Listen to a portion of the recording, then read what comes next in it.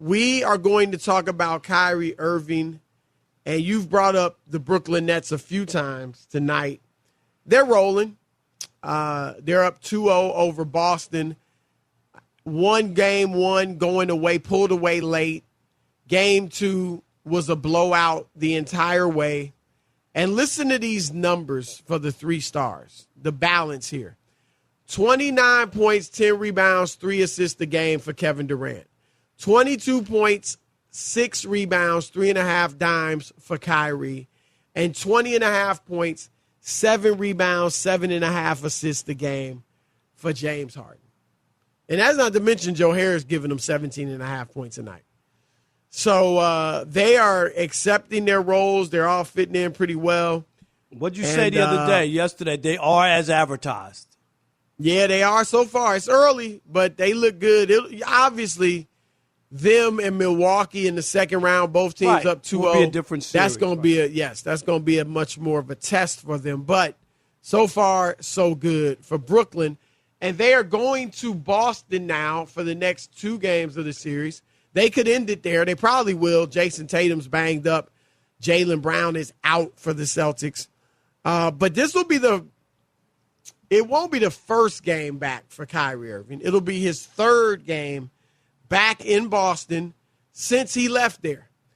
And but it'll be his first game with fans, Rob. The first 2 games, no fans were allowed because of COVID. I didn't realize that. Oh, okay. Yeah. So he got away, basically, without having to deal with that. And so he talked about it last night after the game, and here's what he said. I mean, it's not my first time being an opponent in Boston.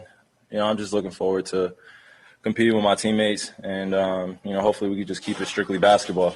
You know, there's no belligerence or any racism going on, subtle racism and people yelling from the crowd. But even if it is, it's part of the nature of the game, and we're just going to focus on what we can control. Is it something you've experienced in Boston before? Oh, okay. I'm not the only one that could attest to this, but it's just, it is what it is. He's laughing, but he's laughing, Chris, but we know. I mean, you've talked to players. I remember the quote from CC Sabathia, who played in the big leagues for a long time, Chris, and said there's only one place he's ever been called the N-word at the ballpark. Boston. Yep. That's a guy who played Adam Jones said it too. 18 years in the big leagues. You know what I'm saying? Yep.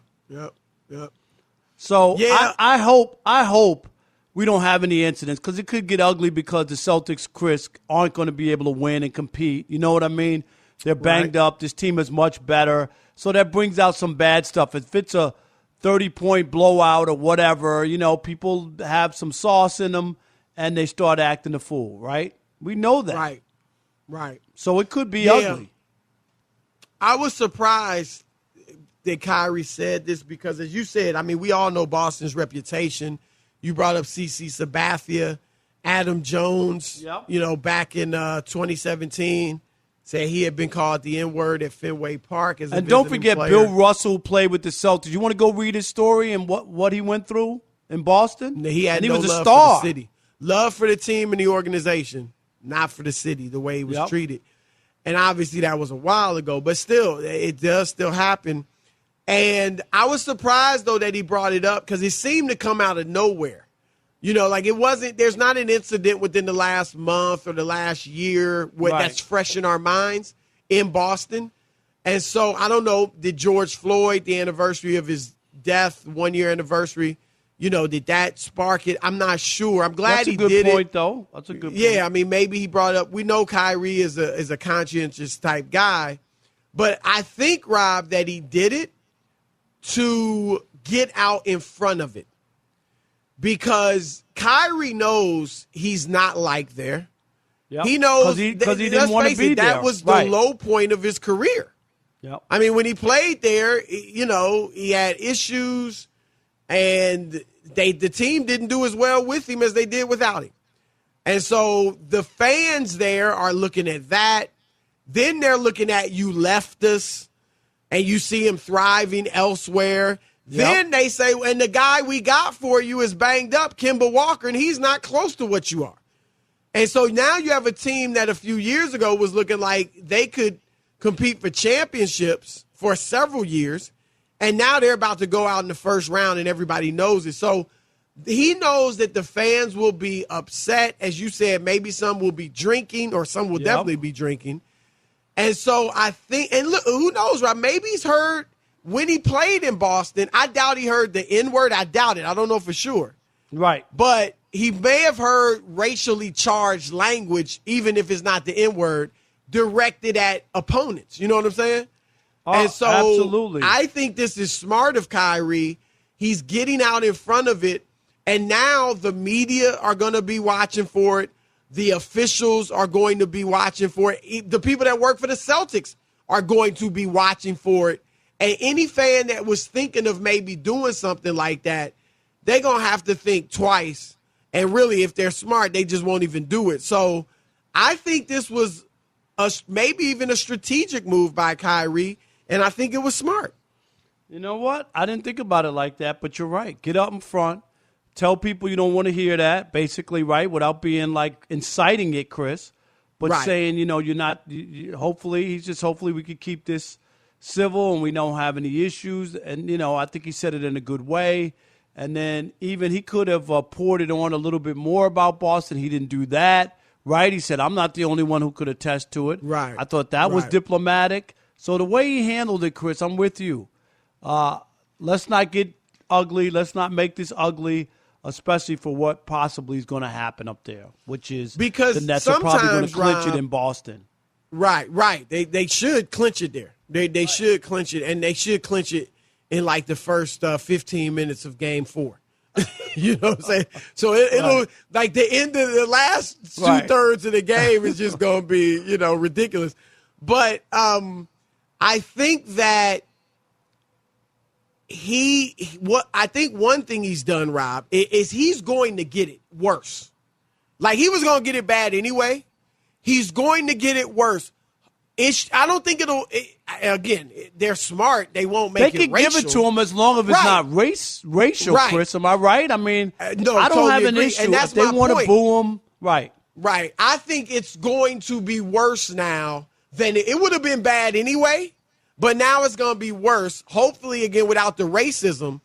But you know what I'm saying? Like, it's going to be worse, the booing, whatever they decide to do. Signs, all of that will be worse because he's brought that up.